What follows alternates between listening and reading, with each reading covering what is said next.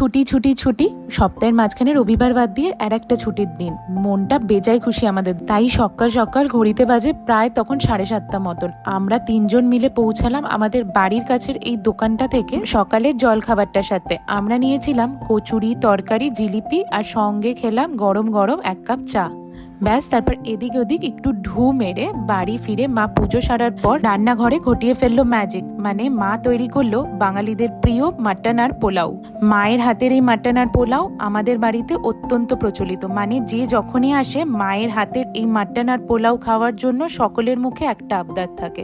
আর মা না অত্যন্ত সহজ পদ্ধতিতে তার সিগনেচার এই ডিশটা রান্না করে সকলের মুখে একগাল হাসি ফোটায়।